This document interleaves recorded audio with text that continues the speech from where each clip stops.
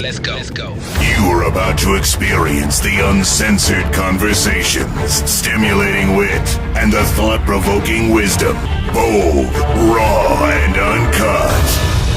Right now, on the Lance Scurv Show. My name is Tony Davis, and I'm the owner of a company, and we call it DrMission. And our principal product has been for the last 20 years an herbal cleanser.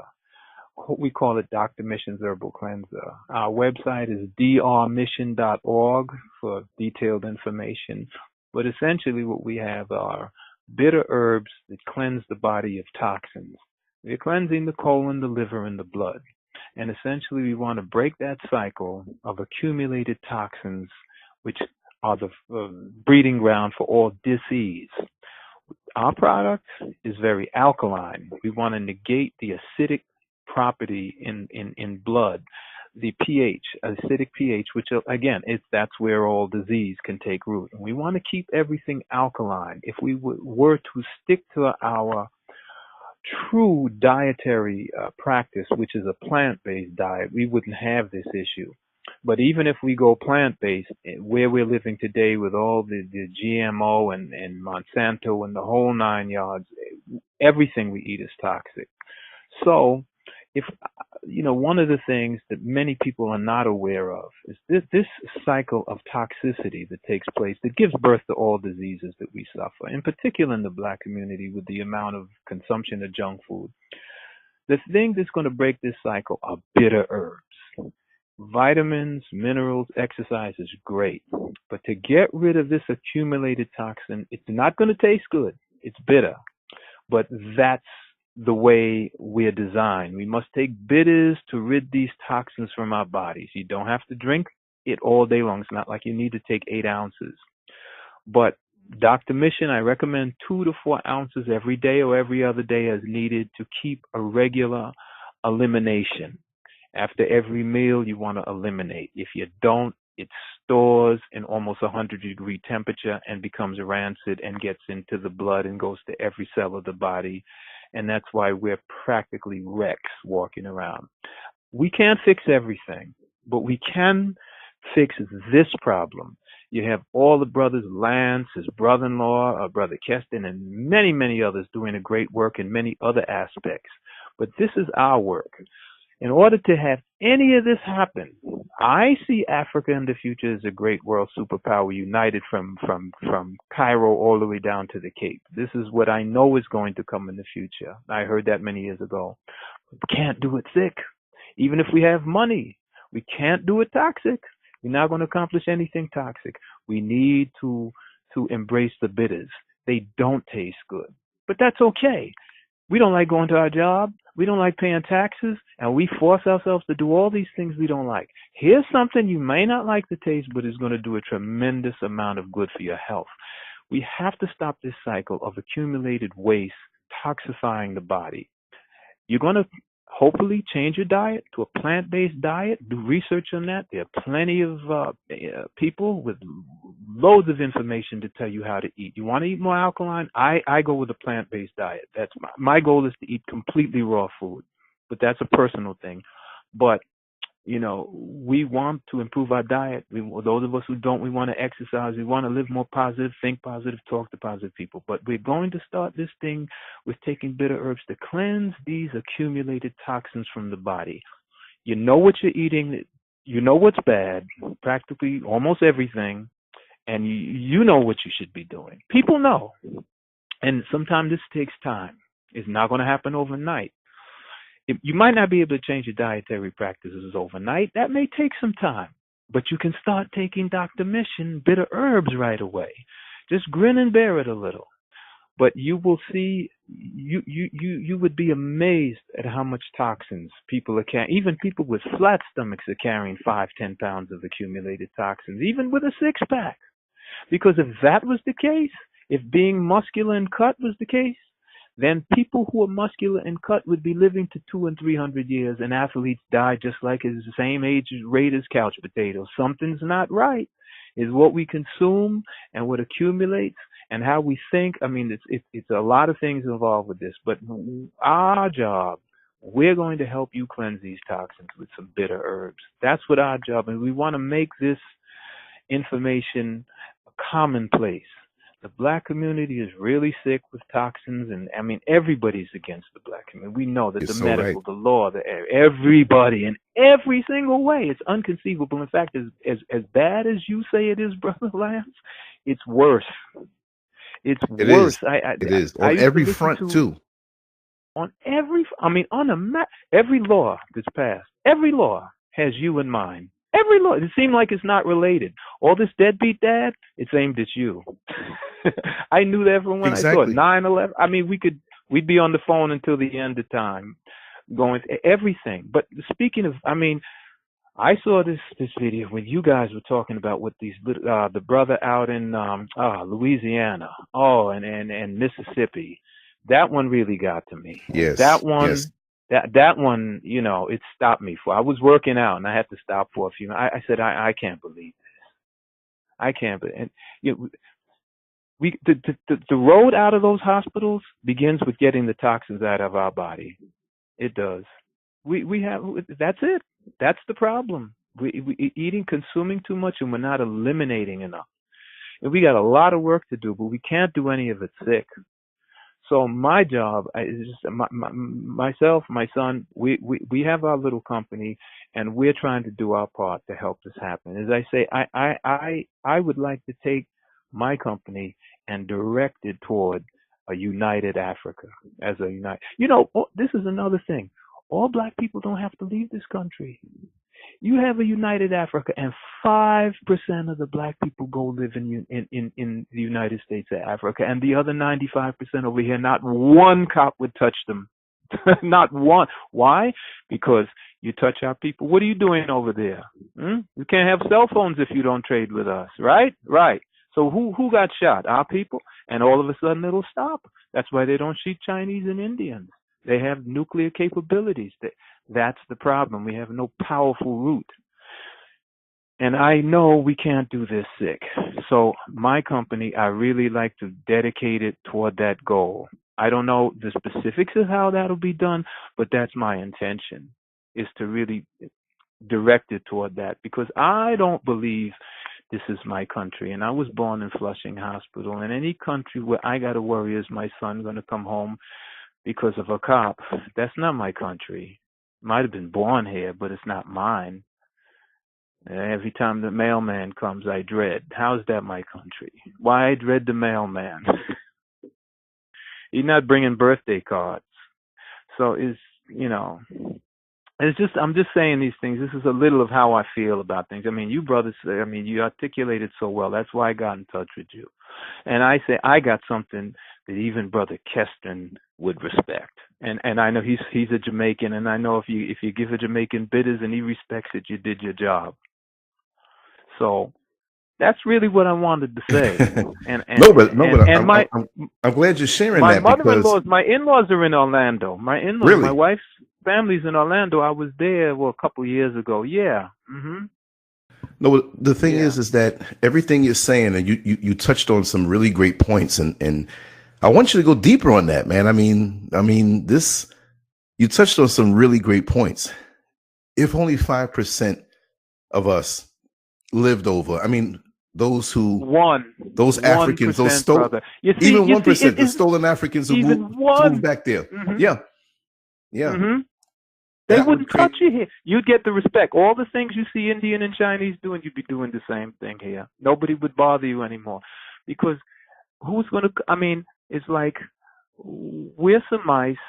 We have dogs or cats messing with us. But our best friend is an elephant. Do you want me to call my big brother? He's an elephant. The cat doesn't. It's that simple. But we're here. We have nobody to call. That's why the cats are constantly terrorizing us.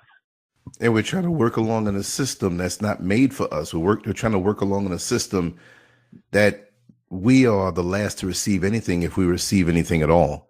You see what I mean? And this is not our system here, but we can make it work when they have that respect/fear of the bigger brother. Right.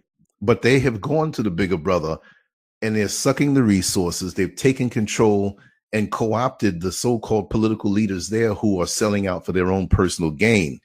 But if we were to consciously work against that on both ends, and there are many countries there, if not most, who welcome us. One that I know, especially, is Ghana. They're asking, come back. And in actuality, they need our brilliance, not as though, not like they can't do, because it's an independent country. I was looking at just some of the homes there that they got some nice places. And yes, you do have some poverty, as most countries do. But I mean, just the general vibe over there for us, because we're in a, how can I put it? This place here psychically is damaging for us just to be here. Physically, with the food and the low quality things that are going on here. And I'm not going to try to say this like a person when a person says Black Lives Matter and they say all lives matter. No, I would not say that, right? I'm just saying this. It's us, and everybody here is getting jacked up, but they think that they're superior because of the color of their skin, but they're eating the bad food too. What I'm saying is that those who are the enemies, they're in the poison too. So we need to get up out of this. Even if we stay here, we need to be separate as far as our lifestyle, our practices, have our own farms, our own food, but they still have the chemtrails. They still have the Flint, Michigan style water going on all over the place, even though that was a more pronounced thing. But what kind of water are we drinking when we don't make sure to get bottled water? There's a lot of things that are floating around, and you know that. You know, when people dump their medicines into the water, into the toilet, that circulates back somehow. You know, we don't know what we're getting here, and our lifespan, our day.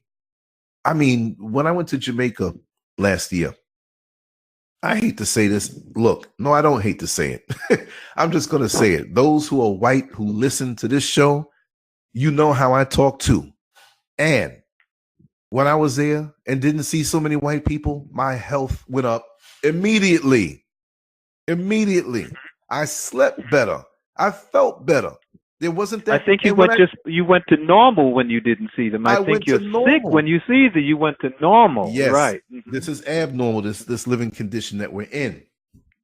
And it's not so much because of, you may see a Caucasian. It's not so much that it's not the individual, because you don't know them. It's what they represent and how you associate that representation with your emotional self. I was in a store when associated right here, it was American Linden. I'm in the store. Right.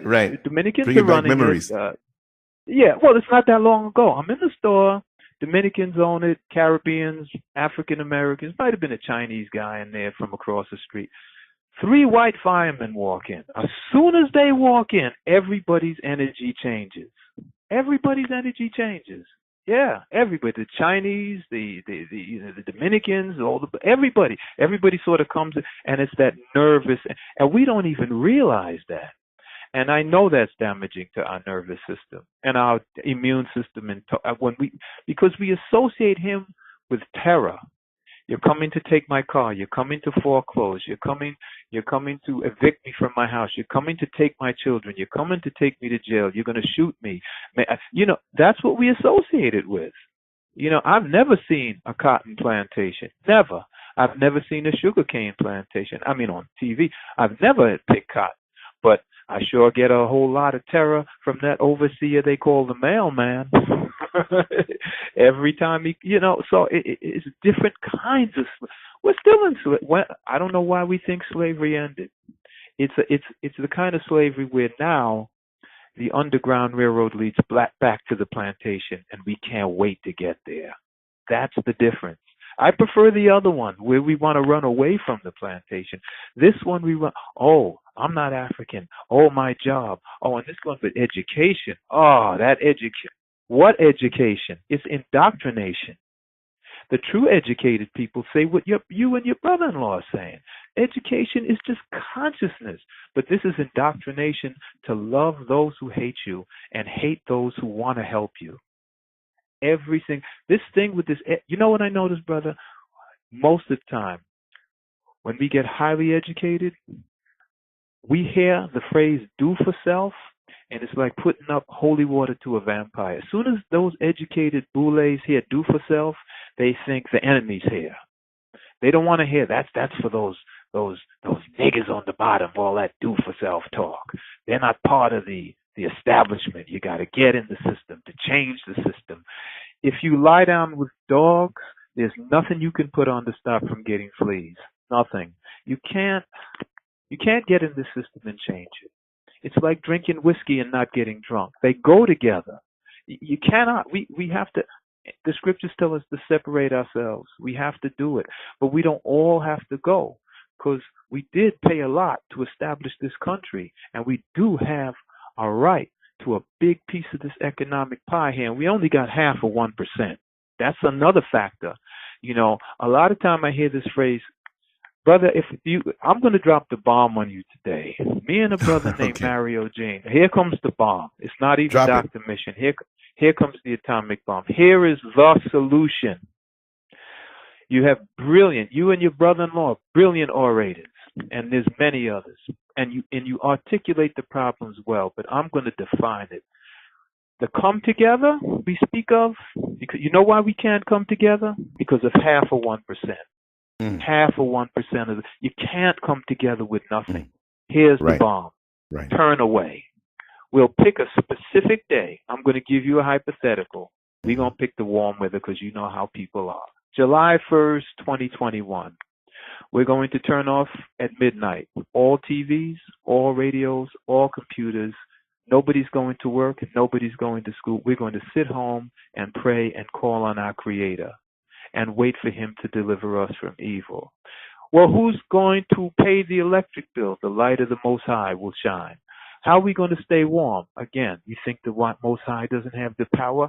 We always, brother, there's one thing we can beat this man on. There's only one, and that's how the universe is spirituality. That's the only way we can beat him. We cannot beat him. I'm not talking about basketball now, but on a worldwide, global level, we're talking as men now. We're not talking about sport and play. Right. He's got everything. He's got commerce. He's got every kind of weapon system, even Star Wars. The Most High allowed it to get like that, but we got one thing, spirituality over him. Now, here's what I mean by that. This is a challenge, not to you, brother, because, I don't think it's going to be a challenge. You understand me, but to all of our people who lack faith. You got so much faith, and you always say you're so much more spiritual, and you always pray. Now the universe is going to put you to the test. You say you have so much faith, and you believe so much in God, Jehovah, Allah, Yahweh, whatever, Jesus. Let's put it to the test. Turn away and have faith that the Most High is able to feed you with the hidden manna. And we pick a day, just like when Farrakhan picked the Million Man March. I was there, and we pick a day, and we don't march anywhere. You march into yourself. Like your brother-in-law said, go within. God is within. And we do that. And brother, I'm telling you something. If we pick July 1st, July 2nd, this whole world will be at your feet. They can't do without you for 24 hours. That's our power. It doesn't cost any money. We don't have to go anywhere. We don't have to rent any buses. We're not marching anywhere. March. What about April, May, June, July? What's this March? March is foolish. We must do that. Be still and know that I am God. That's the bomb. And don't boycott. Boy, I don't want anything to be a boy, and a cot is something you sleep on. I'm not a sleeping boy. We're going to withdraw from the system of global elitist white supremacy, because it's not really white supremacy. It's the supremacy of the hidden deep state. White people are nothing but pale-skinned niggas. They don't know that. It is a hidden secret government, and I think we all know that. The names and specifics is not important. All you got to know is they're there. That's the bomb right there, I feel. And me and my brother, we always talk, and we say, nobody ever says this. We just call it turning away. You hit it on the head. No TV, no radio. Put those stupid phones away. Smartphones, stupid phones away. Put it away and turn it off, and don't turn it back on. Don't open your business. Don't do any podcasts. Don't sell any DrMission. I'm also a drummer. Don't play no drum. You sit in your house and you pray. They're going to turn off the electric. That's what I want you to do. Turn off the heat. Turn off the water. And when you go home, you find your wife and children dead. Go ahead and do it. I dare you. That's the spirit we got to have. No more basketball, no more football. That's sport and play and foolishness. That's just supposed to be recreation for kids. We're supposed to be meditating and studying yoga, brother. We got to come out this third density matrix. We're not meant to live on this plane. That's why I have a cat, and it's 20 degrees and my cat can go outside, and when it's 90, he go out with the same thing on and he don't die. But me and you try that, we dead. You know what it is? We are the original people of this planet, but we're still living in the matrix. We're too soft to deal with the jungle. We walk through the jungle. That's why we need clothes. We're supposed to exist on a higher etheric plane. And we don't, because we're caught inside this matrix. And there's nothing we can do, brother. There's no businesses we're going to open. I'm doing business, you, your brother, and we are, but we're not going to get what we're looking for through business. We come together, brother, like you said. All we do is argue when we come together. All we do is argue and debate and debate and debate. Tell me about it. And when the ladies are there, it gets worse. It just, oh my God, no. You know what that means? Stop talking. The marching hasn't worked. When I was a little boy, my father went to the march in Washington in 68 with King. Nothing changed since then. Nothing changed. It's gotten worse. In 1960, the divorce rate among black people might have been 20%. Now, the single, you know what I'm saying, illegitimate baby. Now it's 80%. It was probably the reverse, man. How have we gotten better? It's almost a norm. It's almost the norm. Let me tell you something. I was driving the bus not too long ago, and a bunch of kids got on with their mother. And I look at things a lot deeper. I saw how the kids were sitting down and just staring at me. And I know it was because of the male energy. And not because I'm trying to say I'm all that, but I'm clean cut. I'm upright. And I present a professional image when I'm in public and behind closed doors too. But they were staring at me so hard. And they were noisy when they were getting on the bus, but when they saw me and they saw me commanding the bus and dealing with people, they were in awe. And I said to myself, oh my God, they don't have any upright male energy around them. And when they got around in my presence, they fell into place. And after another 20 minutes on the bus, one of the kids said, and it was a very young kid, I mean, like maybe 5 or 6 years old, 4 or 5 years old. She tapped the mother and said, Mommy, is that my daddy? Now check this out. She wasn't actually, I believe, asking. See, the child asked that question, but really what that child was asking, is that the male energy that we're missing? Right. You see what I mean? It wasn't me per se, like, oh, maybe you. It wasn't you personally. Right. But is that what we're missing? Because and even if maybe you resemble her father a little, maybe that. And she's very little. Yeah, it could have been, but even still, even if that's the case, she's still asking what you're saying. Even still, right? Because she didn't say that about any other man that got on, and at that particular time, we weren't represented too well with the kind of passengers that were getting on because, some of the sagging pants and looking a little wayward. I'm not judging or assessing the wrong way, but we all know what it is, and I'm not saying this to boost myself up because I'm in the street all day and deal with all kinds, full range, but I looked deeper into that and I knew that the child wasn't saying that. And maybe I resembled or whatever, but that's what I got from it. That the kind of manly energy that I have was missing, and they were just looking, and all of them were just looking in awe. They were quiet. They're just looking like I was a TV set. And before they got off, I guess they liked it. Their spirit was calling for you like a junkie would call for some heroin. Their spirit, they're not there. But their emotional body, they're deep. They know that's what they need, but they don't have it. And it's deep, something deep inside the little girl is calling. This is what I need. I'm not going to grow up right without that energy. Something goes boom in the night. Daddy's not there to call. And like I know, I'm not going to mention names because it's in my family, but I won't say this is a young man in my family, and in my opinion, he hasn't gone in the right direction in terms of his presence. I figure. But do you know when he comes around me, he kind of squares his shoulders up and tries to man up a little bit in his countenance? What does that show you? Same thing. That's right, the influence. The presence. Yes. Mm-hmm. That's why we need This more is men. what it is. Mm-hmm. You know, like the And other this day. is why they attack the men so much. Of course, that's why in the Oscars we have a male who, according to that system, is married to a white man, a black male married to a white man, and he gets up at the Oscars and wears what they call a tuxedo dress, a tuxedo from the waist up and a dress from the waist down. How symbolic is that? And they will broadcast that.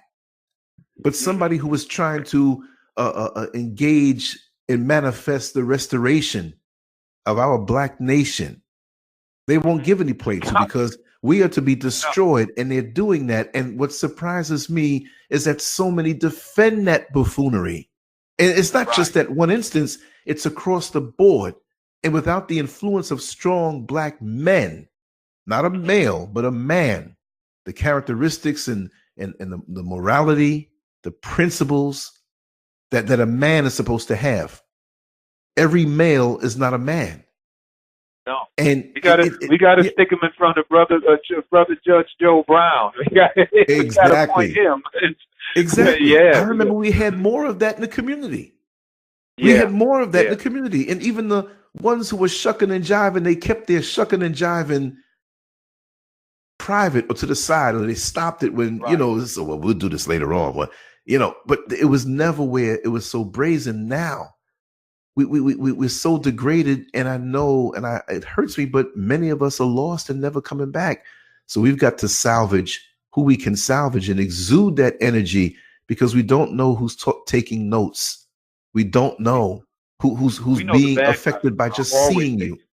Mm-hmm. Well, we know the bad guys are always taking notes, and the people who need to take notes most of the time are not. The bad guys are always watching us, and I say keep taking notes. Maybe you'll learn something. I'm not like your brother-in-law said. I'm not going to worry about leaving this plane. I want to be here for a long time, but we have work to do. We were born into a people with a lot of problems, and our job is to help our people come out of this condition worldwide. One thing I noticed, Brazil is never mentioned that much. We hear talk about America, Jamaica, Africa. There's over 150 million black people in Brazil. In Brazil, there's more black in Brazil, 4 times as many as here in the United States. And we don't really have contact with each other too much. And because of poverty, they can't travel here too much. But we have to be able to understand that they were brought into transatlantic slave trade just like America, just like the Caribbean, Central America. We have to see past this. Too many black Americans are only focused on America. In Australia, exactly. That's our country too, the South Pacific, the original root civilization of India.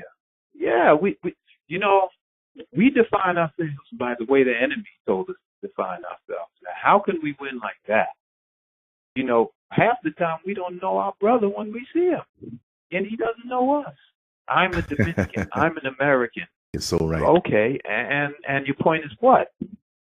But you're both in the same ghetto. When I look down at Wall Street, you're not represented down there. Where's your shipping?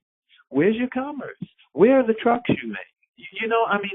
Where are your materials to take things out of the ground and create a whole infrastructure of? It's not there. All our countries of third world, we're impoverished. We have no power. We have to stop that foolishness. But I don't think we can do it unless we turn away. I don't think, brother, it can be done. We've tried every way. I agree with you 100%. I agree with you 100%. Many of us feel we can't do it, but we're doing it for him. I'm saying him, meaning the system.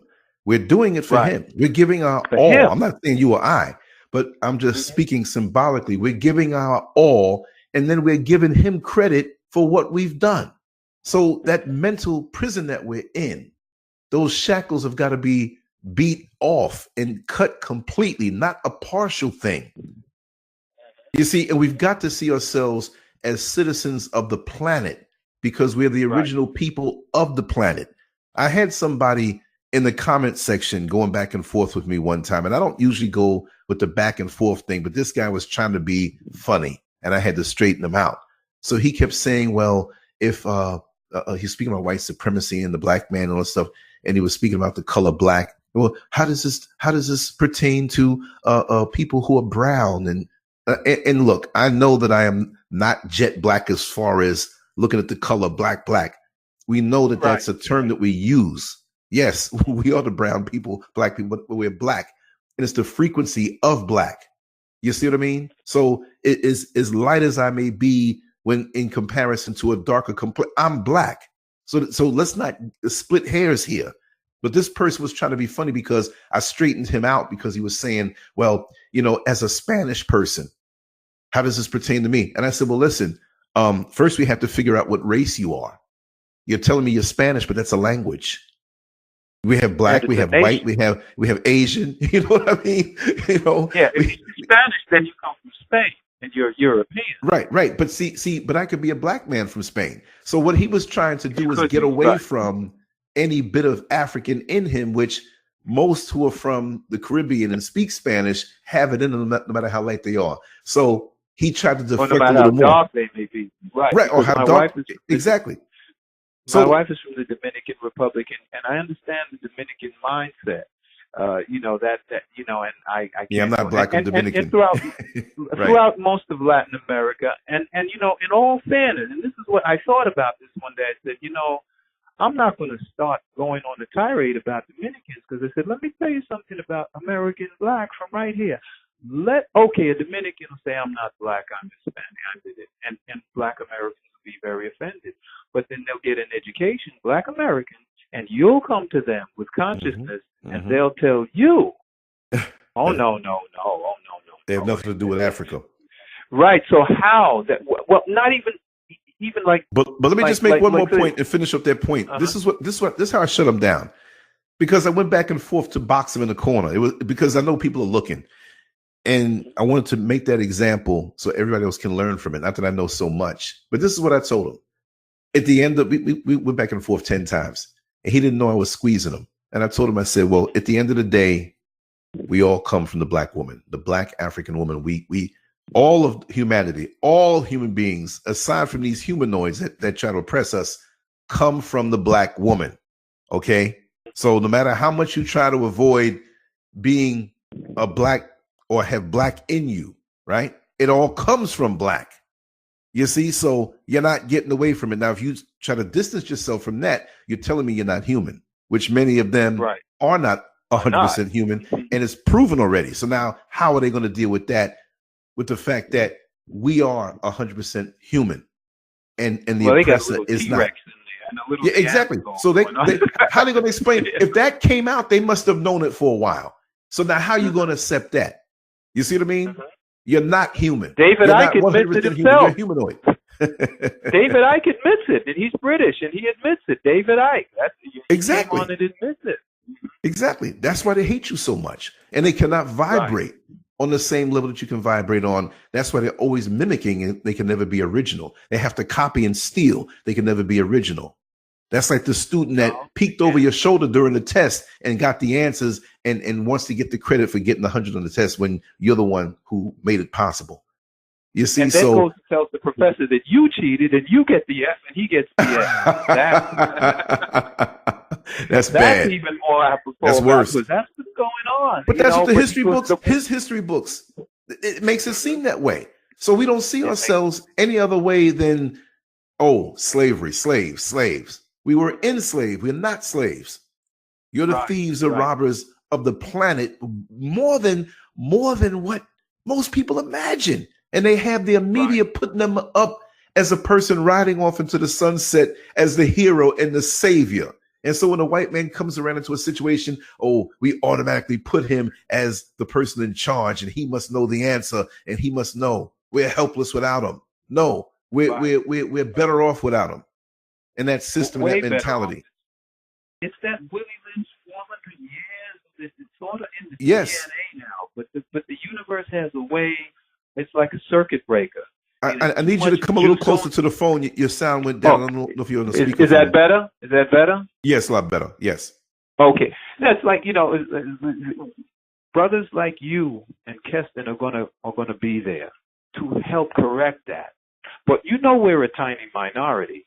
But it's like we don't have to be a majority. We're just a little tiny axe, and we're going to chop down a great big tree. I never seen any tree, little or big, chop down any kind of axe.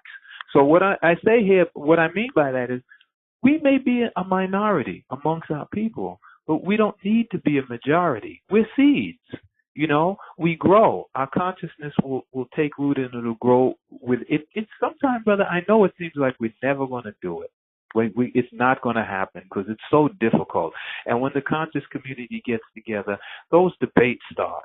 And that's why I think maybe we got to try a better way. Maybe if we don't talk at all, and maybe if we turn off all, how many of these things do we make? We don't make any TV, cell phones, smartphones, we don't turn them off. If you have your own, I have my own business, but I pay taxes to them. I pay gas to get around, everything. Let's just withdraw from them. Take the Montgomery bus boycott and put it on steroids. That's what I say. Yes. Yes. I think that's the answer. I love that. I mean, brother, if you have a better answer, please tell me. Anybody, tell me.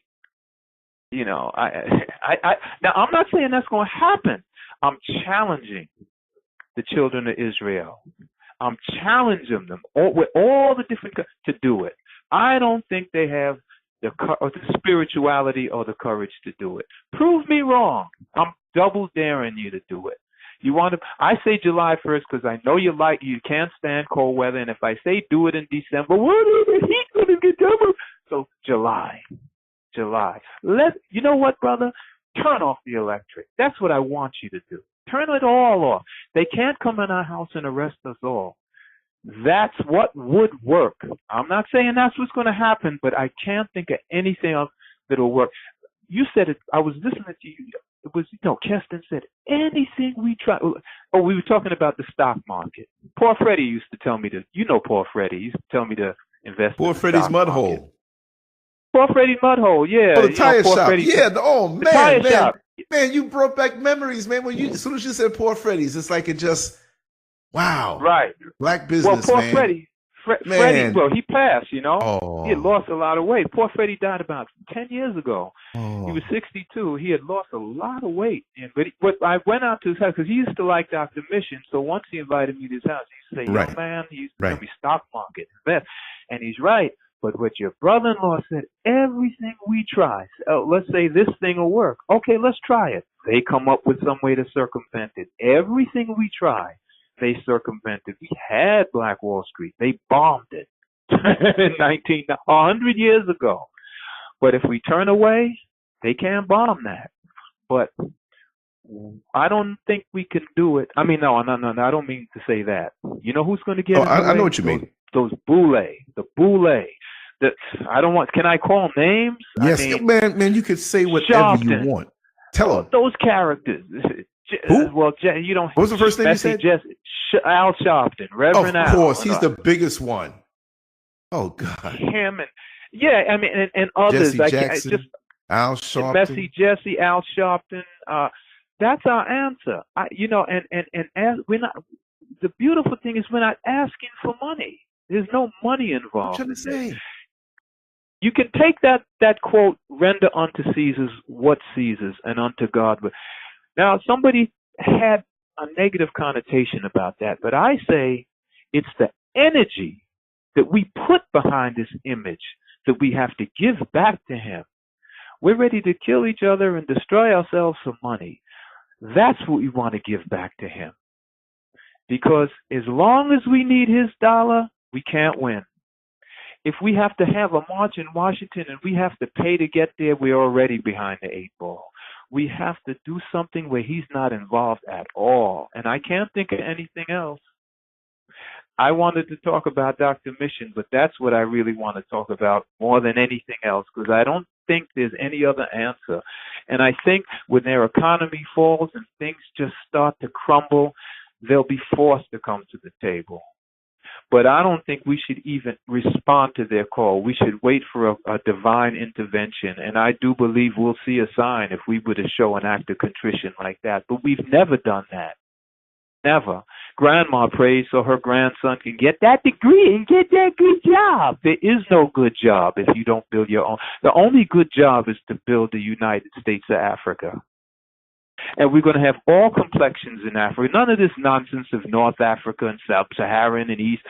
We're going to have all complexions, all textures of hair. That's the beauty of it. Everybody doesn't look the same, but we're one nation. And you know what will happen, brother? Watch India and China run right behind a united Africa. That's what they're waiting for. Sri Chamoy said that many years ago. The world won't be free until Africa is united. That was an Indian said that. And I believe that to be true because my grandmother told me when I was very little, Ethiopia shall stretch forth and rule. And we're not just talking about the one country. And that is in divine prophecy. Everything, see, when you're in the womb, it was black. And at the end, when you close your eyes, you go back to the black again. So everything has to go full cycle. And we're at the end of this cycle. You see, what makes the black American different is this. Remember the old Roman Empire. Rome was a city. Throughout the empire, you had slaves in all the empire. And you had slaves in Rome itself. Well, the American blacks are the slaves in Rome.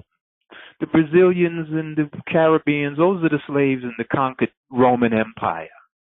That's the difference I see. But I see the black American as the special forces, the Marine Corps. He got to go in first. I see Brazil as the army because they're big in number. But the American black, he's the wealthiest, and he's with all the faults, the most trained, and he's right in the seat of Caesar.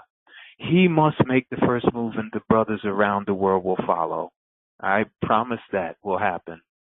Maybe I was born to drop that message on the people, but you pick the date. I picked July 1st, 2021. Give you time to get the message out. Yeah, I'm born to say let's that. do it. Let's do it. I mean, let's do it. You hear it here first. You said it here first. Let's do it. I mean, why not? Aaron, Even if everybody Moses. doesn't do it, it will have an effect because many will. And it doesn't require, you have to tithe or send us this money. No, this is something that you can do. And whatever money you have, you don't have to spend it. Actually, you'll save. And if you send me money for this, I'm going to send it back to you. I don't want your money. Right. I don't want money. Exactly. That's the only way. That's the only way that we can prove that we're all about it. And like I say, I don't get up on this show. You can send your the only reason why I set those things up are because many individuals want to do it, but I'm not up here. The majority. When have you heard me say that? You got people that get up on here the first thing as soon as you get on their show, their podcast, their YouTube, donations, and you can send your money, and then halfway through and at the end, it's like going to a church service where most people who walk in late say, "Okay, I avoided the tithes," right? To go, and all of a sudden you got 6 more calls for it. It's like, wait a second, how many times are you gonna ask me for money? You know what I mean? Right. It's like I gave everything at the first call to tithe. Now you're asking me again. What's going on? You're asking again. It's a fundraiser, right? Yeah, it's exactly. More of a fundraiser. Look, these are the conversations that we have normally when you hear Brother Keston and Mr. Scurv and B.L. Carter, Renetta Jones. We all have our experiences. Or Minister Reba Bliss. We all have our experience. Queen Nefermat. You hear. We all are the sum total of our experiences and bring a different, slight perspective to the main objective. We're all trained in a certain way. And whatever I miss, you overlap me and you can cover me, then you can school me on what I may not be doing wrong, but what misdirection to help hone me. So we have to be willing to be open enough and have our ego out of it where we can say, wow, teach me, brother. I submit to what you know. And that's what I find. It's a joke for many online to call themselves the conscious black community. And they're fussing and fighting and the egos. And that's why I tell people, don't call me that. Don't call me that. Let me be that. And even if I am that to a point, there's levels of consciousness that I have yet to attain. So I am not some all-seeing, all-knowing. I'm a babe in this thing, man. I'm still learning certain things in the physical level. How am I going to know everything on a spiritual level? So let's all hold hands together and move toward that, whether a person is ahead of me or higher or maybe a bit lower, which we never look down at each other, but we're all coming into consciousness, and some of us have been there for a while longer. So I look to those people who have been there for a while longer. I might be an idiot compared to that person to what I know, but I might know more than this next person. Whatever you have, you share it. You share it freely. And so to me, that would be an awesome threat to pull away. Don't spend, stay home, vibe with your people, take some of the time. If you have to work that day, long ahead of time, get that day off. We know we're on the plantation still, many of us. I mean, I got one half a shackle on one ankle that's getting loose by the day. I'll be free soon, right? But let's turn that energy in on each other. Look, you're in Queens, and we're around I'm 56 in April. So we're around the same age group. I have to applaud you, brother, for getting over the age of 50 in this place called America, spelled with 3 Ks. And right. You have your mind intact. You have your body intact. You understand. So we have another 50 years and beyond to keep on doing what we do. Too many of us are not even getting nowhere near 50. They're not even getting anywhere near half of that before we hear that they're shot down or self-medicated and overdosed, or if they're there physically, they are vegetable, not causing any change in their community and making waves. We're here to vibrate. We're not here to sit down and do nothing. We are to, if you're not vibrating, you are then a failure. You are not living to your potential, to what you're made to be. We are great. And as long as they can pull us down to a lower vibration, we can vibrate that way. But when we vibrate higher on a moral level, on an intellectual level, on a physical level, on a spiritual level, that alone is the threat. So if we can cause each other to vibrate higher a degree each day more than what they were the day before, we're winning. And no matter how distant that victory may seem, it's a lot closer because perception is everything. They keep putting these defeatist things in their media that we need to cut and leave alone. We have something called the internet now, and they're using it against us. We need to chop their head off with their own sword, and like we're doing right now, communicate with each other and put it out to the world so people can vibrate on a higher level, because that fake GMO food that they put out on the TV and in the so-called mainstream media. Mainstream? You mean stream like bloodstream? That's not my stream. That's their stream. So when you get a blood transfusion, if it doesn't match up, it's not going to be good for you. So why are we allowing their stream into the system of our mind? Because it's making us sick. And then they turn around in their stream and show what we are doing in the sickness that came from their stream, and we're getting even sicker. That's like going to take a bath in dirty bath water and expecting to be clean. You see, Talk the to me, Democratic Party and the education. The Democratic Party has co-opted the consciousness of Black people, in particular the women. In the 60s, when Black people completely supported the Democratic Party because of the civil rights era, that is what was happening at the time. The president at that time, Johnson, said, "You get these niggers with the civil rights votes, they're going to vote for Democratic for the next several hundred years." So, naturally, we're talking about civil rights. Black people are going to go for that. I was only, 64, I was only 8 years old. And that was the year 64, 65.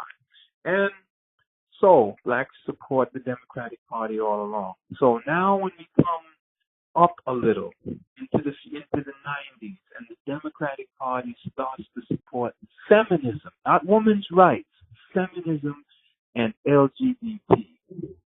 Black is still totally loyal to the Democratic Party and follow that platform all the way. So now the women come with their hyphenated last names and justifying this abhorrent behavior of LGBT.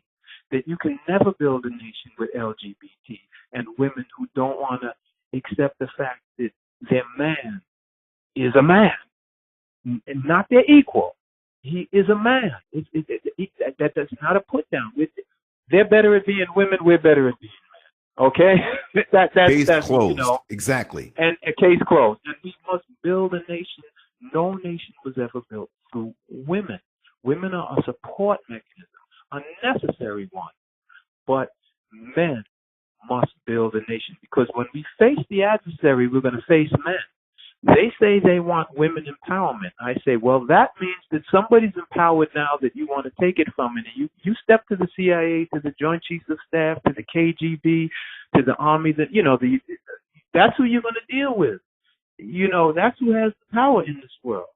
All those old families going back to the Illuminati and all of that. That's who has the power. You're going to step to them and take power from them? No. You only have power to hurt me because you say I'm a deadbeat dad. And I'm a deadbeat dad because we have 0.5% of the wealth of this nation. So we're probably about 20-30% of the population. And that's the problem. And we have left our young people nothing. That's why their parents are down. They're aimless and they're clueless. And I'm not beating up on them, and I'm not beating up on us. Our parents didn't leave us. I won't even say it like that. We hear that.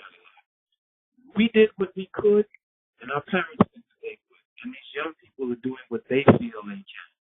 We have to flip the switch on this whole thing. You said it when we started speaking. This is not meant for us. Your sound is kind of fading away, brother. Oh, okay. I was just saying, this is not meant for us here. There's no way we can win here. So we have to do something different. And that's why I thought about that, turning away. And I saw that Montgomery bus boycott worked 60 years ago. And if we just took it to a higher level, it'll work globally. If we started it here, it would have a chain reaction all over the world. And it would change everything. And it's not boycott Starbucks, but go to Home Depot. No, it's just forget them all and turn off the TV. We have to learn to turn these things off. Even if you have a house, go downstairs and turn the circuit breaker off. Turn it off. But everybody's got to do it at the same time. No trains. We're not riding any trains. We're not driving anywhere. We're not going to visit anything. You're not going to see a girl. None. We stay home and we pray. We pray and we visualize our deliverance. Don't ever think about the destruction of your enemy. Think about the upliftment of yourself. He will be destroyed by his own energy. You don't have to do that work.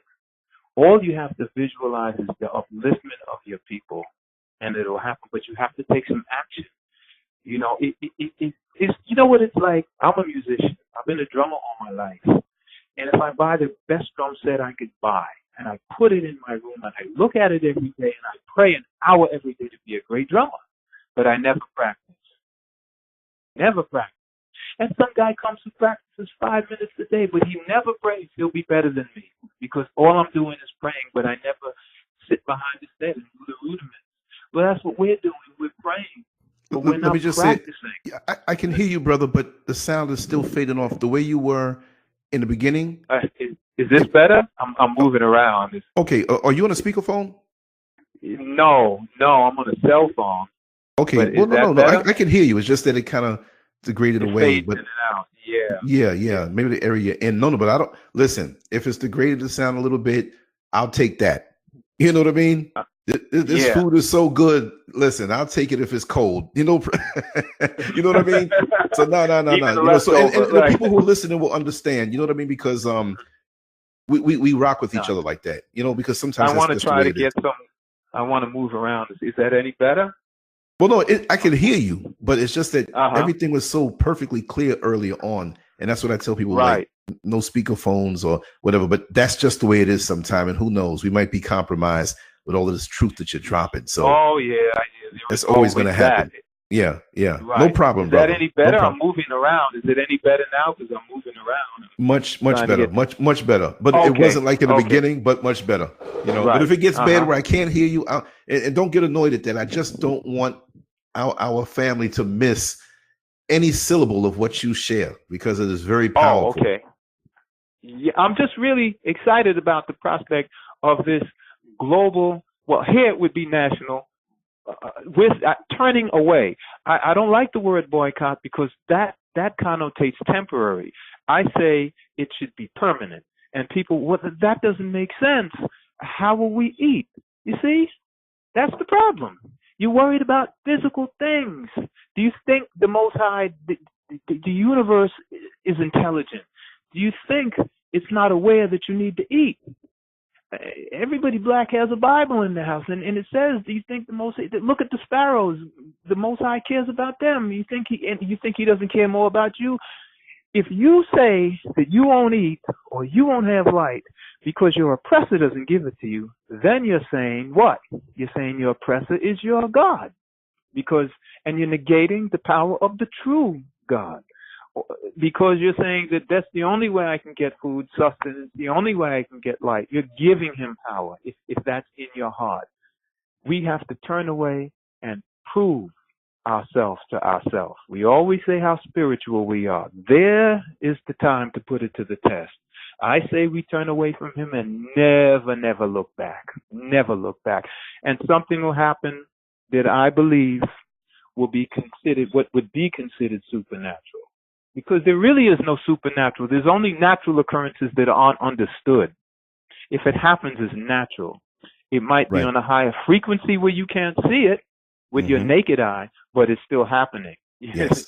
And it's still real. And so I believe that if we were to do this, to show this act of unity and turn away, and there even could be Europeans will join you. You'd be surprised. Oh, there will be some. The world would change.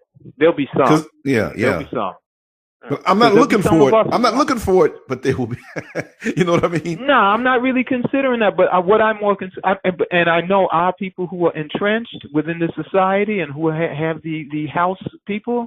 Right. I know they're not going to do it. They'll discourage it. Education and voting. Education and voting. The political system, the right candidate. Exactly. Miseducation from somebody who feeds you this propaganda to keep you blind. Because let me tell you something. When I think back to school back in the day, I went to the High School of Art and Design. I went to a junior high school, 226 right there on Rockaway Boulevard, not too far from Lefferts Boulevard. I went to PS 121 right there on 109th Avenue by 127th Street.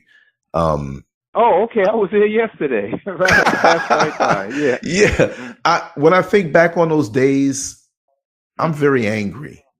Why is it that because of the internet, and of course, my parents made sure that I knew many things beyond what they taught, but this really deep stuff that was there, why is it that they pushed the current events with the Jewish situation in the Middle East and Menachem Begin and Anwar Sadat and the current events? It's like, wait a second, what about me? How does this pertain to me? How does this feed my soul? You see what I mean? So I'm very angry at that curriculum, and I understand why they did it. They wanted to keep us subservient to them in this system. They didn't want us to think for ourselves.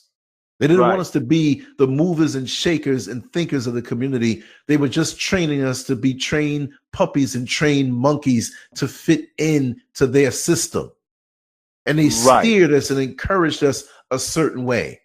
And I believe many of these teachers back in the day and today are the front line of their intelligence.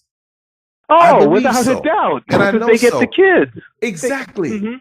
Because now you can find out through the Parent Teachers Association and the night that the parents come in to see how the child is doing, and you can tell so much about them, and they go back and feed that information. You can't tell me that's not the way it's been.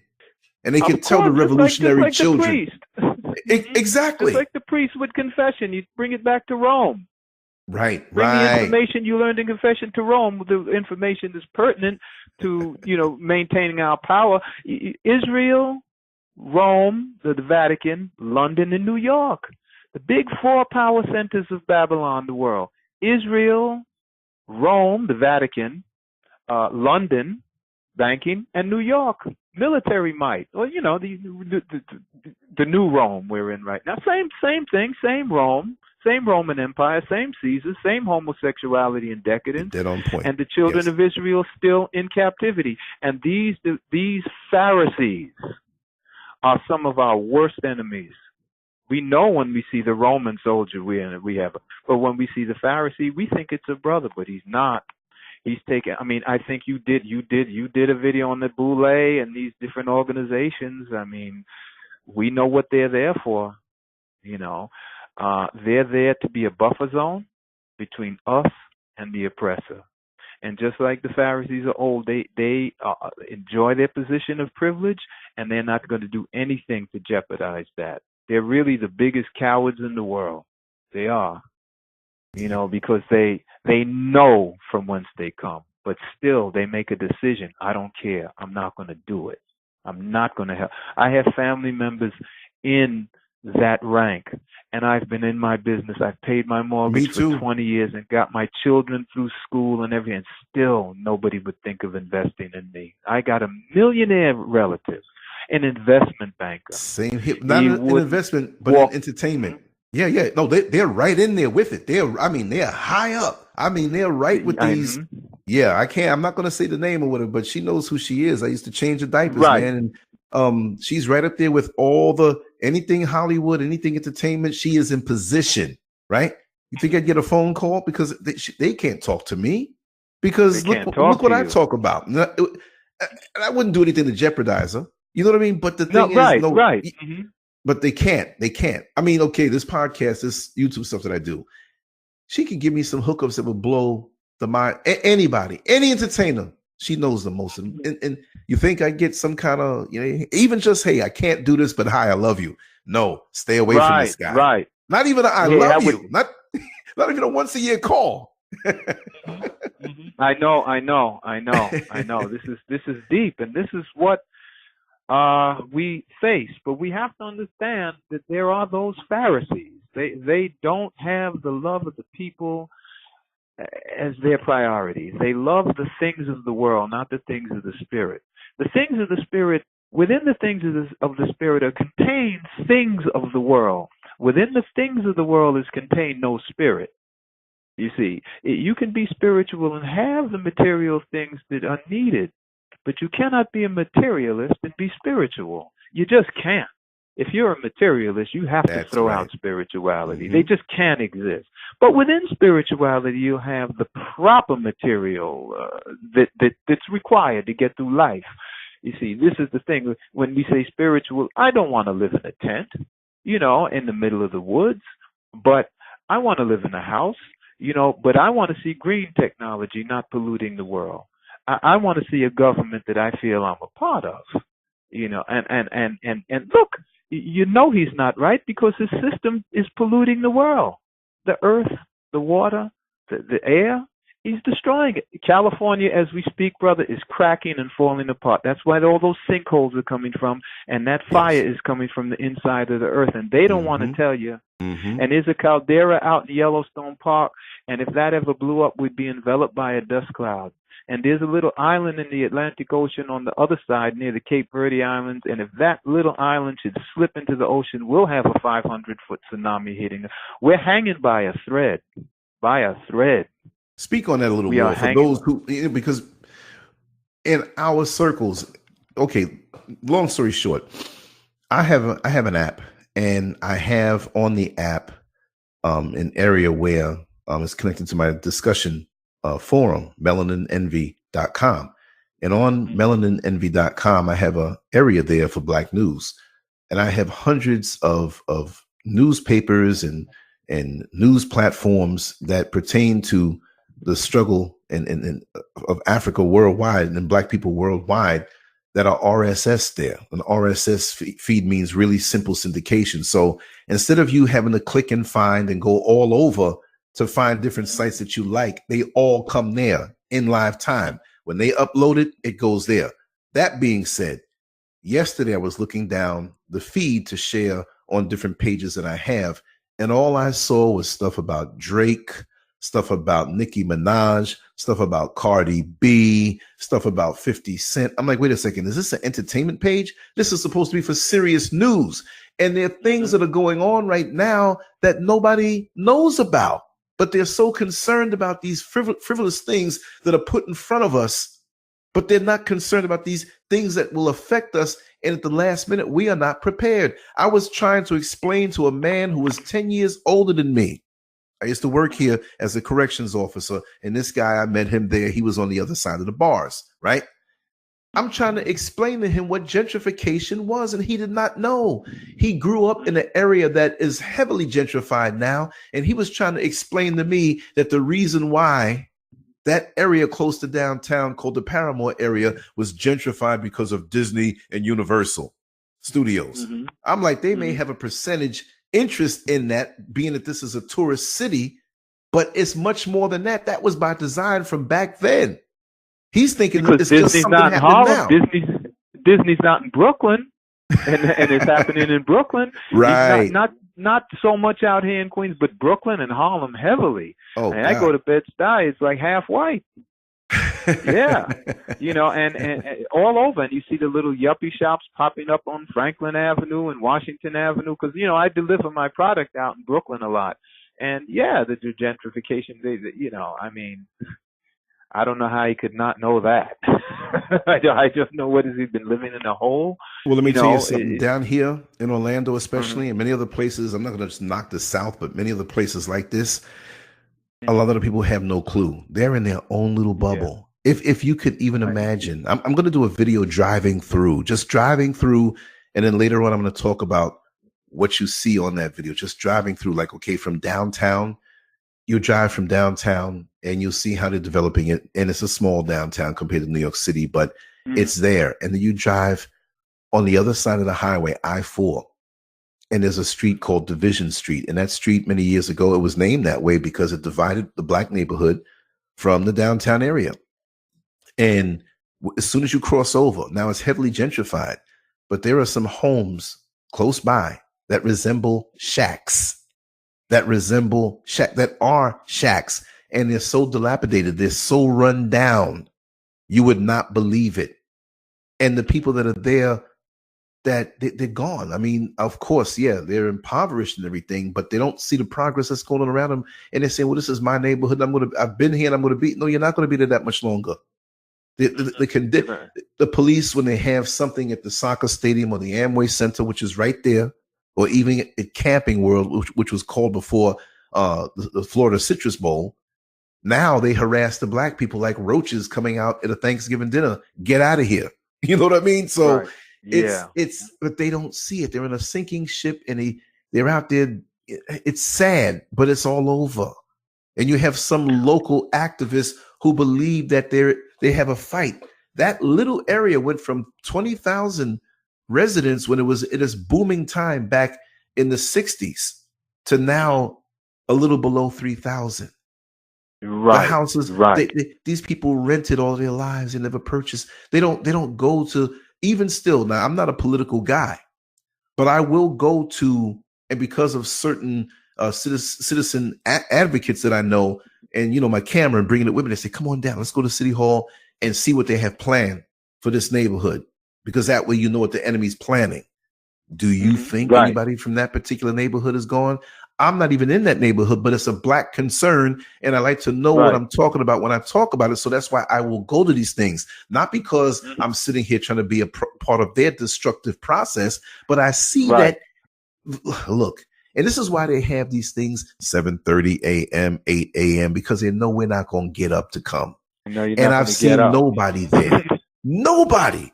And when I tell the very people who live in those neighborhoods, when I'm on the bus, I'm like, this is what they have planned. You lying. I'm like, no, I was there. It's a wrap. Right. It's a wrap. Mm-hmm. Yeah. Yeah. Well, this goes back a long way. We saw the movie Gladiator, where the Emperor Commodus said, I know what they want. Give them the games. Give them bread and circus. And we are bread and circus on steroids. I'm talking about the whole American culture, white, black, and everything. We are obsessed and celebrity. We are intoxicated with this celebrity status. We just can't get enough entertainment. That's the problem. Like you said, you went on the site and all you see is nonsense about foolish celebrities with who are minimally talented at best. All the real talented people are underground. Yeah, that's all you see, because that's what they want. If you do a YouTube video with this herb, you can cure your cancer and have 100 people. I took it, my cancer's gone. And you wake up and you'll have a few thousand hits. But you put foolishness, Drake or Wendy Williams, all this celebrity, and they wake up and there's 10 million hits overnight, because this is where the mind is. It's that television. is from the time television came into the house, humanity has changed. We're changing. Like you said, I went to get my license renewed one day, and I was with a friend, and I said, watch when we go in here. I bet we won't be able to count on one hand the amount of people who won't have that stupid phone in their hand. And you know what? There were only 2 people who didn't have it in their hand. I wanted to be wrong. Everybody was just obsessed, and they can't put it down.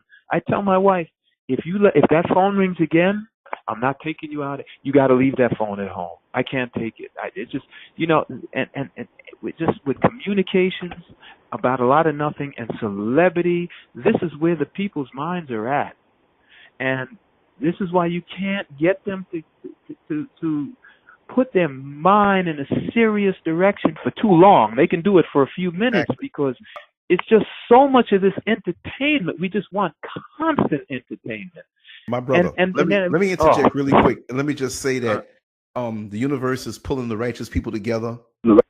My brother-in-law, Brother Keston, is on the phone. I just put him right in. I was saying what a fabulous conversation we're having. So he's here with us right now. And Brother Keston is here. Yeah. I got to be careful now. Introduce. No, we're on the same team. We're on the same team. We're on the same team, but this is the coach now. You're the quarterback. I'm the wideout. Now we're talking to the coach, and he's got a couple of. No, my brother. Yes, okay, my brother. How are you? Oh man, I feel like I'm speaking to I am speaking to royalty. Well, I feel like I am. My brother. I'm just here for the support. We all are in this together, and so we have to continue to help each other to grow. Because that's what it's all about. Right. Well, I just want to do my small part. As I was telling Brother Lance, I have a small company. I sell a herbal tonic to cleanse the body of toxins, and I was speaking to Lance about what I really feel is the solution, which was Please tell Brother Keston. Please tell him. Just like you told me, go right from the beginning. Okay. I have a good friend. I call him my brother. Well, he's right out of Atlanta in Conyers, and we've been speaking for many years. We met in York College, and we always. I said one day, I said, we hear people articulate the problems very well, like both of you do. You articulate the problems, and there's many who do. But one of the problems I have, I never hear about a specific, concrete solution. I hear people say we must come together and do this and do that, and I say that's all right, but it's like people recite the alphabet from A to W very beautifully, but X, Y, and Z is not there, and that's what I want to give. And as I say, I believe the solution is this: we need to withdraw completely on everybody on the same day from the system. We don't need to go to work. Don't send the kids to school. Don't turn on the radio, the TV, the smartphone, the nothing. Turn off the computer and stay home. Turn off the electric. And I don't mean for a day or a week. I mean until the universe answers us. And I believe it will. But I'm afraid that I don't want to put a negative slant on it. Because many times when I talk with my brother, we say that. I say, Mario, I just don't think they're going to do it, man. I just don't think they're going to do it. I mean, I don't know. But I can't think of a better solution than that. We have to let the world miss us. And I think that if we were to do it here in the United States, we would see a chain reaction all over the world. It can't involve money. It can't involve travel, because travel involves money. Money involves the beast. It cannot involve any of that. We have to it can't involve talking. Because every time, even the so-called conscious community get together and try to get together and do something, arguing starts and debating, it's never going to work. So what we do, talking is not working, so let's not talk. Marching is not working, so don't march. Voting doesn't work, so don't vote. There is no education. There's only indoctrination. Education is the biggest fools are the educated fools. Yeah, so I say that turning away, in my humble opinion, is the only solution. I mean, if there's another one, please tell me. But because I'd like to see it or say it, but I just think that's the way. And I tell you, I don't think it would take but 24 hours, and it's like pulling the rug out from under. They're a big giant with feet of clay, and as soon as we take, you don't need a strong knife to cut through clay, but everything from the ankle up is brass. But we always try to fight the brass. We just got to go low and take them out low. That's how you take out a man who's heavier than you. You go take him out low where his center of gravity is going to work against him. And that's what we have over them. They got us in every other way. They got the weapons, they got the communication, but they don't have spirituality over us. So that faith and spirituality, they got us through 400 years of that. Channel that. And don't worry about what you're going to eat when you turn away. Why are you worrying about eating? Why are you worrying about these things? This is what I want to know. Why? Don't worry about these things. Just show an act of faith, not faith. We show faith when we don't act. This is my take on things. I just feel if we pick us, we got to be on the same page, same day. That's the solution. My only concern is maybe there's not enough faith in the people to do it. But I do believe that's the solution. Well, if you don't mind, my brother, I might say something if you don't mind. Mm-hmm. I don't disagree with you that that's one of the main things that we need to do. But one of the things that you mentioned about taking it from, you have to go from low. And as I said, one of the things that we need to do, we need to get the people that are underground. You see, the problem is that we have been looking all the time for people on the top to come to our rescue. When we see black people, black entertainment, the Oprah Winfrey, the Michael Jordan, and we feel like these people are going to come and help us. We have to stop that. When we believe that the religion is going to help us, we have to stop that. You are absolutely right. We can't look to any of these sources. What we have to do, my brother, what we haven't been doing, we haven't been looking to the root of the tree. When you go, if you want to topple a tree very quickly, all you have to do is remove the roots, and the tree will topple. So you get to the people underground, the people who are down below that everyone is looking down on, because we, as the people underground, we are the majority, my brother. We are the majority. We are the ones that make the wheel turn, so to speak. This is what I'm saying. But we don't turn back. None of us really who have so-called education or whatever we think we are, or we have a good job, a nice house and vehicle and whatever. We don't look back at the people that are really there, that really we need to step back and help them to pull everything in place to destroy the system. That's basically what it is. And once you get to those people on the bottom, believe me, my brother, that tree will topple so fast that it's not funny. So the thing is that the system is very well intertwined, just like a spider web, is what I'm saying. You see, and that's why they talk about fishing and net and all these different things. We have to be the ones to take the knife or the razor blade, whatever we had, and cut the net to pieces. We have to let the people on the bottom out of the net in order to get rid of all those big fish that is swimming around there. Because if you look, there's more small fish in the ocean than big fish all the time. Right. A lot more minnows than whales, right? Right. Exactly. So the same principle apply. You see, if you get all of those small fishes to attack the big fish, what is he going to do? There's nothing he can do. Nothing he can do. It's nothing he can do. You have to go, as you said, you have to come below. You have to hit below the belt. That's called hitting below. To look to those who we have. Nobody. You can't show me a page of the history where people go and they get the people on the ground, the people that nobody cares about to rise up. They don't. They're always trying to cater to some politician or religion or some kind of institution to help the people to rise up. We don't need that. Those institutions are there to keep us down. Exactly, my brother. Exactly. But what you're saying now, we have to also cut them off at the feet. Basically, stop spending our money. You know, the funny thing is that Lance can attest to this. I see a lot of people will tell about the younger generation, they're lazy, they don't want to work. The ancestors are showing them that, hey, this is what they need to do. They don't need to work. You're absolutely right. It's what I'm saying. These things are changing, my brother. But you have to look at the youths and see why they're doing what they're doing. They actually are the ones that are taking technology to flip the system. Because when these people came up with this, as I said, it's going to be their Achilles heel, because the fact is that they did not think for a moment that black people would use technology to know what's going on. They had no idea. And that's what's happening in our world.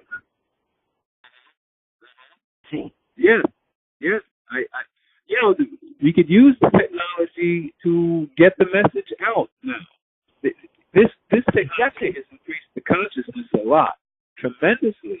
And now the young people, they only, I hate when I hear our generation blame the young people.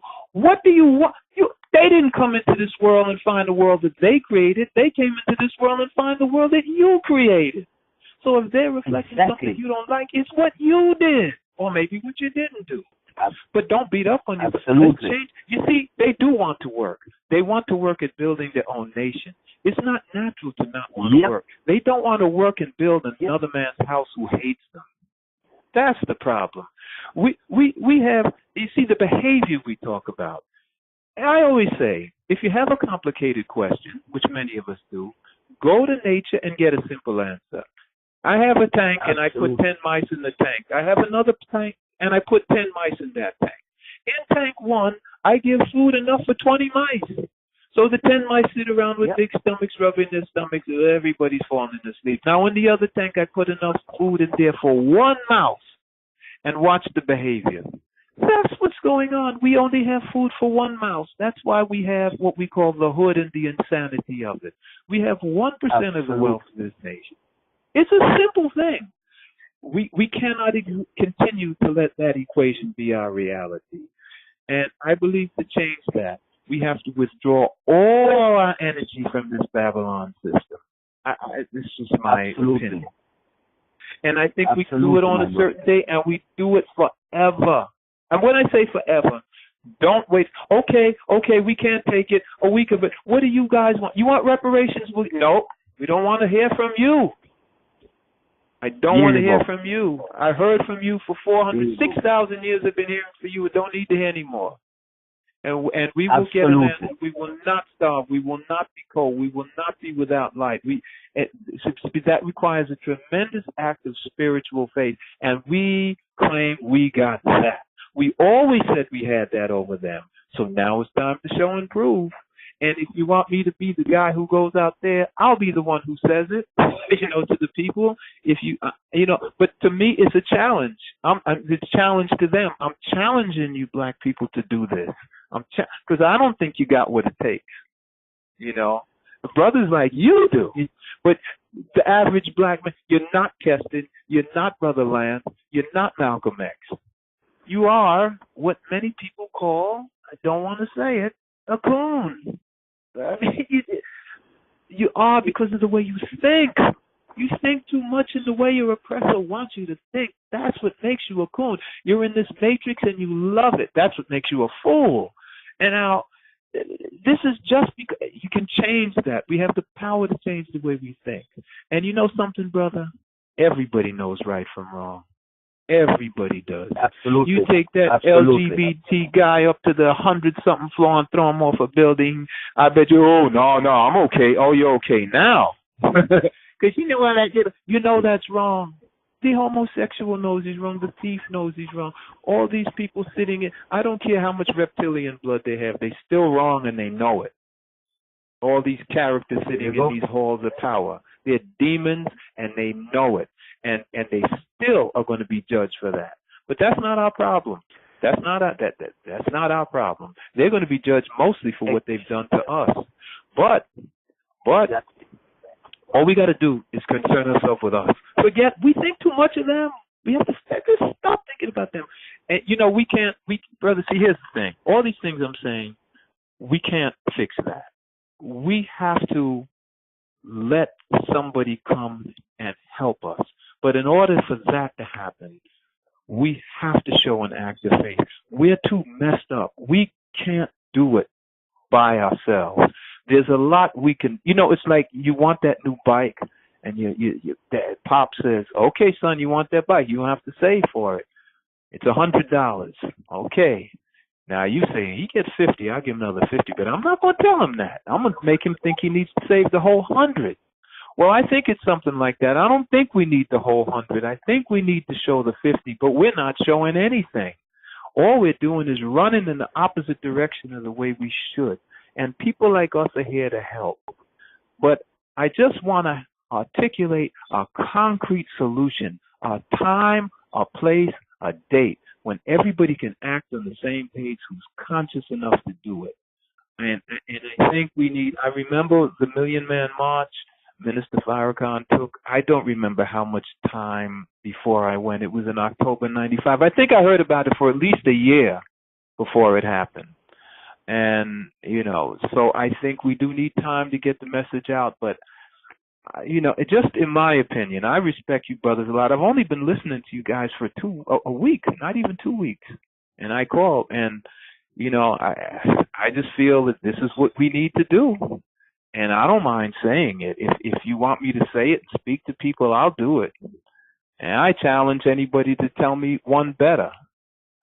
In other words, not that no, that's not it. But I'm not challenged, but I want you to give me a better solution. Anybody can. But if you come in with a better solution, I'll save you some time. Don't bring in education. Don't bring in voting. Don't tell me about money. We don't want money. I told Brother Lance, I don't want to hear nothing. You send me money, we send it back. We're talking about turn away. That doesn't cost anything. Take the money back. Send it back. You need it. Buy yourself some sneakers or something. Absolutely. I don't know. Absolutely, my brother. And that's why I tell, when people call in and they're saying, oh, I want to send some money to you. I'm not looking for anybody's money, my brother. I'm looking for money's the problem. You see, as soon as we... if we bring in money, we've already given into the beast. Once money's involved, I have a business. It involves money, but see, we have to do something that involves him in no way at all. No way. You see, that's the thing, my brother. We have to reach back to a particular place. Like I said, we got to start to build grassroots movement. We have to build our own community as black people. Like I said to everyone, all I care about is blackness. I don't want to hear anybody else's cry. I don't want to hear anybody else's pain. I don't want to know. My point is that is not my problem. That is their problem. So I look to our people. I look for all of us as a people, and as I said, it's not going to take the majority to flip the system, my brother. It is going to take those with the will and the knowing. We have to know. As I said, for me personally, I don't have faith, my brother. I am a seeker, a knower, and a doer, and that's where I stand. Because when I'm going to build anything, I have to be able to see the end result before I even start building. Is what I'm saying. So right. My point is that I know that this is going to happen. I don't guess, I don't have faith, and I don't believe. I know it's going to happen. The fact is that whatever we put out into the universe is going to come back to us. So if we put negative, just like I spoke with a brother on Sunday, and I said to him, if we put out negative vibe in the universe, it's going to come back negative. If we want help from the universe, we put out positive vibes. We have to be positive and say, yes, we're going to make it work.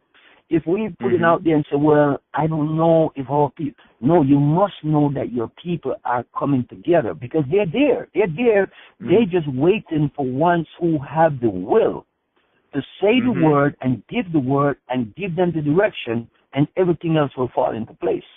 That's what we have to do. Right. That's and I think that what we do. Well, see, the reason I use the word faith is this: is because of the level of consciousness. You see, what you're saying is actually what I mean, but I'm not talking about you and I. I'm talking about from their level of consciousness, it will seem like an act of faith.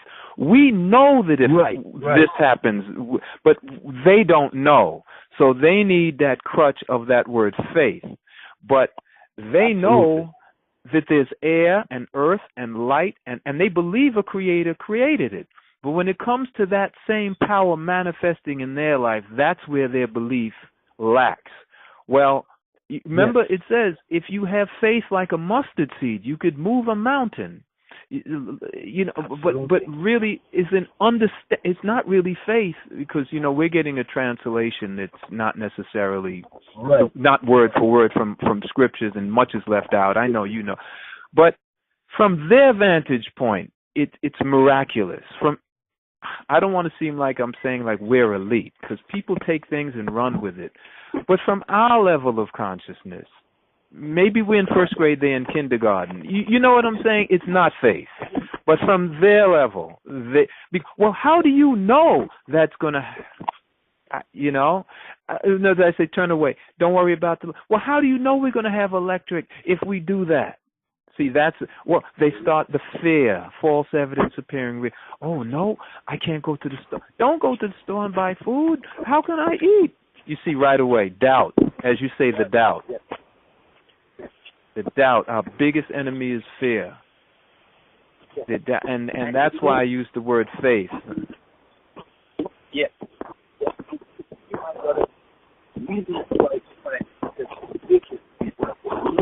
You're a little fuzzy, Keston. I can't. You're breaking up a little. And I know Keston has to go soon, but you're a little. Can you hear me? Yeah, we can hear you now. Hear you now. Yeah.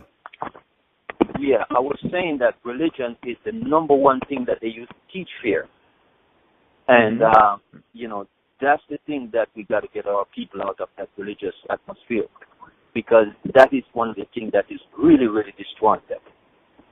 Mm-hmm. So, I think religion was and still is, but I think there's a new kid on the block, and it's politics and entertainment.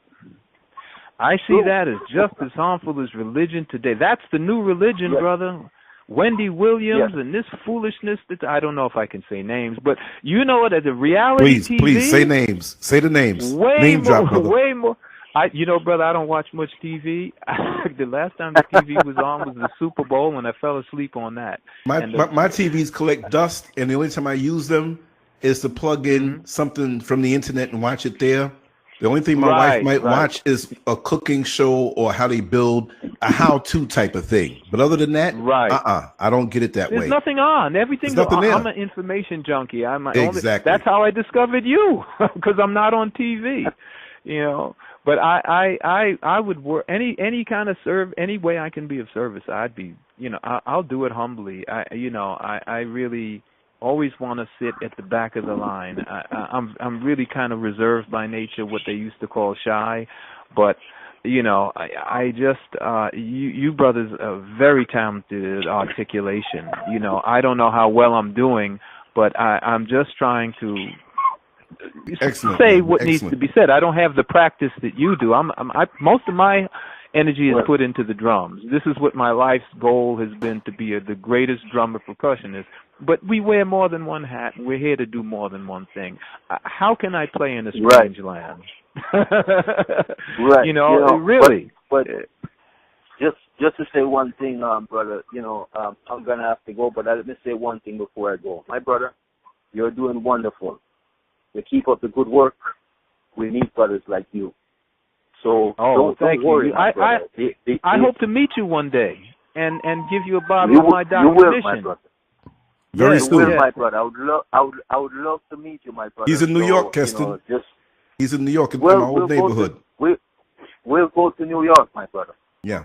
Okay, I'm right here in New York. Yeah, I'm right here yeah, you know where I am. I'm around the corner from James Brown, so you know where I am. I know exactly where you are. In fact, I'll give you I'm across the street from Count Basie. Yeah, now, you're a of little course. you're a little Because younger than me. they all used to live out there. You see, Keston, that's another bit of the history. Yeah. But I Right. know So I know Keston has to go. But go ahead, Keston, drop it, and then we'll continue in a little while, brother. But we're gonna have all the contact information, everything, and like I said, we need you. But go ahead, Keston, for a few. right. Yes, my brother. So what I'm saying to you, you just keep up the good work. Believe me, you are doing quite fine, my brother, and the ancestors and the creator, the grand creator will continue to give you wisdom. You don't have to worry about that. You see, the drumming that you're doing, my brother, is bringing the ancestors into you. You see what I'm saying? Well, that means a lot to worry. me coming from you, brother. It does. It really does. And I will do my best. I'm always trying to do better. I get up every day. I'm 63, and I do my 2 hours of exercise, and I try to eat good, and I just, I want to be here for another 63 years. Really, there's a lot of things to do. Yeah. And There you I'll go. do my best. And I know we're going to meet, Well, and I know you're going to like Dr.Mission. I have a couple others, formulas that I won't discuss now because we know where we are.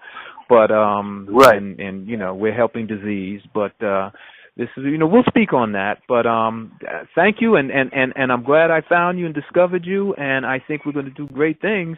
And you made my day. If I can pass your test, brother, I know I'm on the right page, and I'm going to try to go to the end of the book. But it'll be my honor. So. And you're going to like my son. My son is 28, and he went to Jamaica. He's got long locks. I'm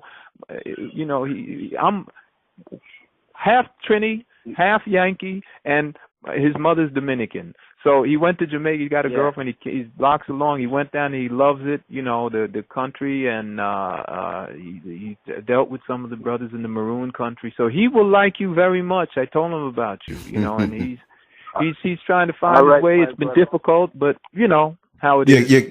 Keston has to run. He has an appointment, but we can continue I talk too much. Okay. Yes, Keston, I'll talk to you a little later, brother. No. We will vibe. You guys take it easy and enjoy the rest of the show. We'll talk a little bit later, okay? Thank you, Keston. Okay. All right. Oh, thank you. Okay. Thank you. Peace. Yeah. Bye-bye.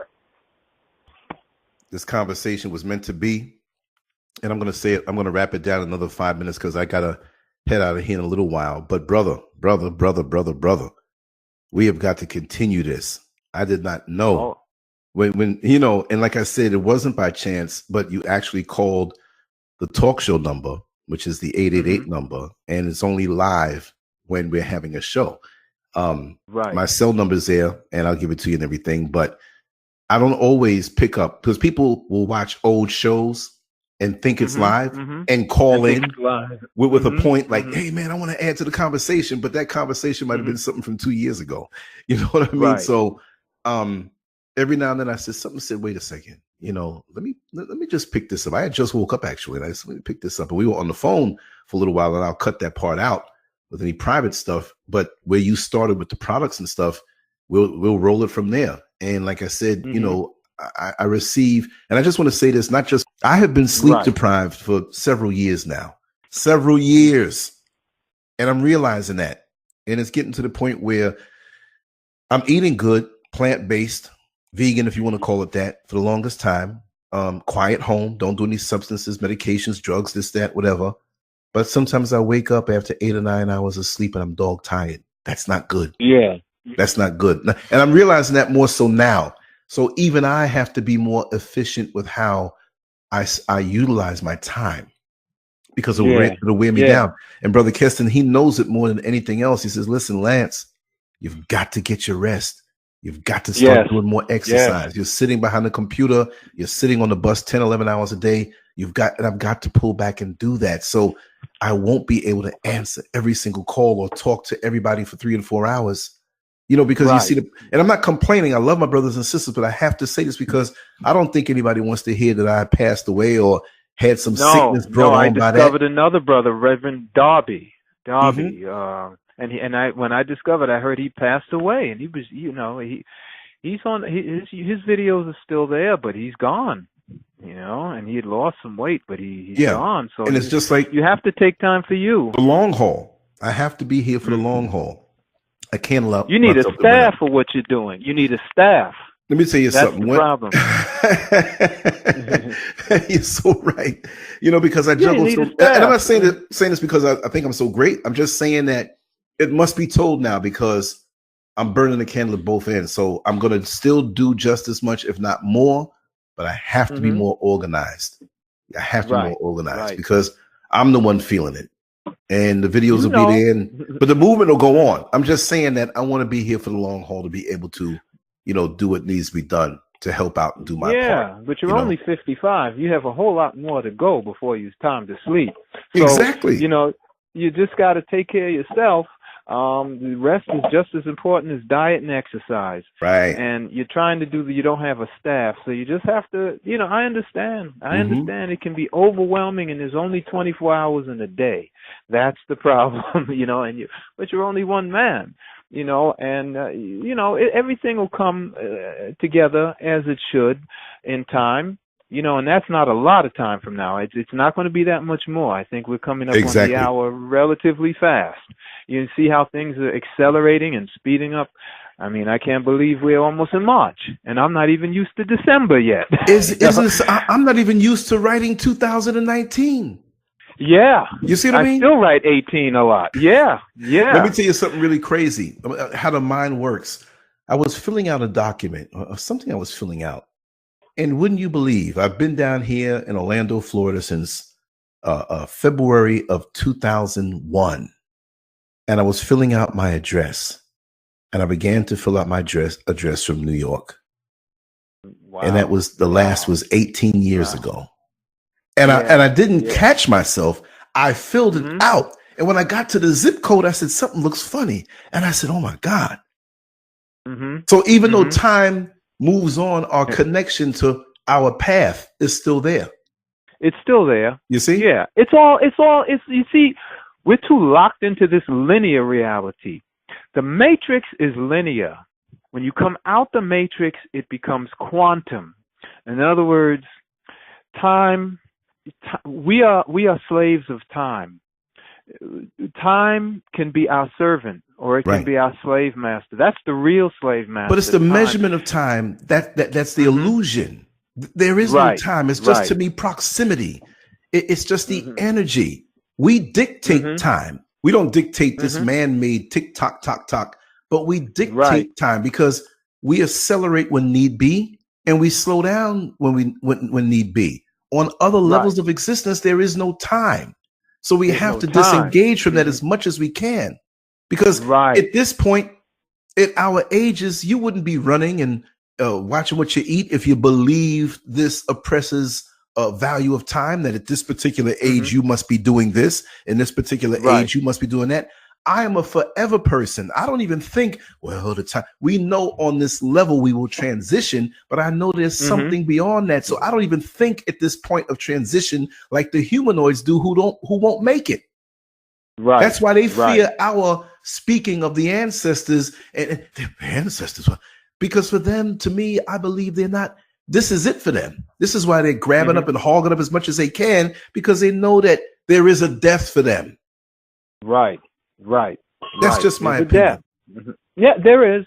If you're not spiritual, there's a death for you. Yeah, and the death is really true death, non-existence. I mean, that sounds plausible to me. I don't want to speak on things and I don't have all the facts. Right. But I mean, I only like to speak on things. And these are what I kind of feel. Yeah, we're intuitive people.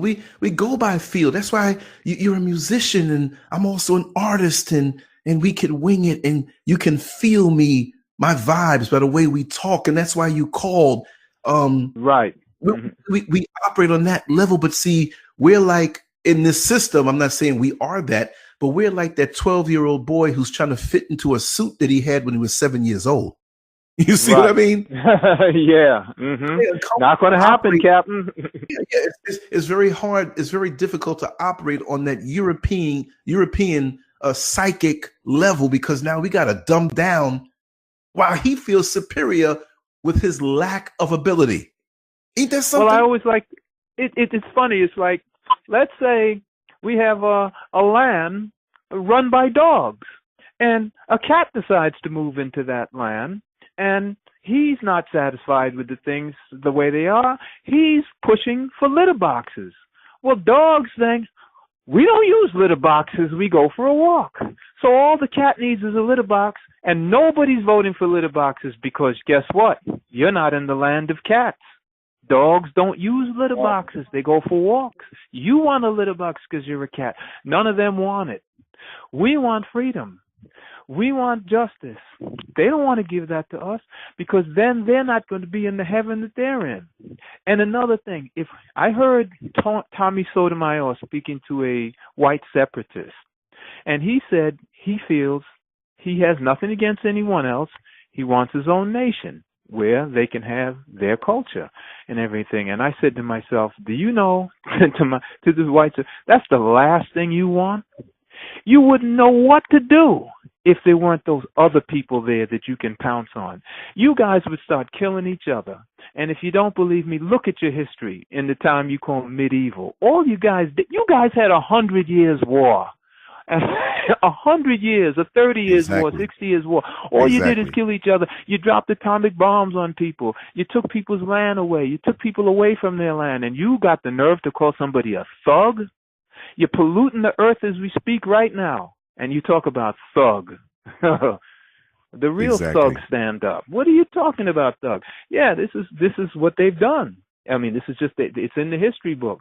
And so... Well, brother, what I when want you to say do... you want your separate white nation, really, do you really want that? Brother, give me 3 more minutes. Give me 3 more minutes on the wrap down. We're going to wrap it up. And then I'll get this up tomorrow or later on tonight because I got to head out of here like really soon. So, you know, talk about the product, yourself, whatever. Just bring it to a wrap down. 2 minutes and it's all yours. And then I'm going to be getting back with you probably on my commute. Because man, you part of the family. I love talking to you. So go ahead and give it to the people and let them know about the products and stuff. And my product it's an herbal cleanser. It comes in a 32-ounce bottle. You take 2 to 4 ounces of it daily. It's tantamount to brushing your teeth for the internal organs. It's like you to maintain your oral health, you need to brush your teeth every day. It's a constant maintenance thing. Same thing going on inside. You take a shower every day. You got to clean the insides.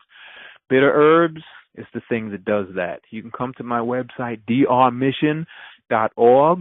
You can contact me at 347-453-0686 if you have questions about it. But essentially, that's what it is. Our job is to cleanse the toxins from your colon, from your liver, from your blood, to keep that toxic buildup to a minimal and break that cycle of accumulated waste, toxifying the body. And we use nothing but alkaline water and bitter herbs. And that's our product. And I've been doing it for 21 years. We have a lot of satisfied customers. So if you're interested, get in touch with me and you can start your cleansing. Thank you very much. Brother, I have to do an exclusive, even more so. So we're going to talk after this. After about 15 minutes, I'll give you a call. But I thank you for your time. I thank you for your knowledge, your wisdom, and perspectives. And I sign off 1,000% on everything that you just said. And I don't say that to everybody. Trust me. Right. We need you. And it's going to be sure nice meeting you when we do come to New York City. It's going to be a wonderful thing. So I'm going to sign off now. Right. I may be in Atlanta in April. So if I'm down then there, I'll come up to Atlanta. I mean, if you're halfway or whatever, or if you can come down, if we have one of the Road to Restoration events and gatherings, maybe you can come down. But either way, whether I come there, you come here, we will physically connect. We'll do it that way. We'll be connecting very soon. Yes. Okay. Thank you so much. Okay. Thank you. And you have a wonderful day. And I will be contacting you soon, within the hour. Okay. I'll be looking out. Thank you. Peace. All right. Bye-bye.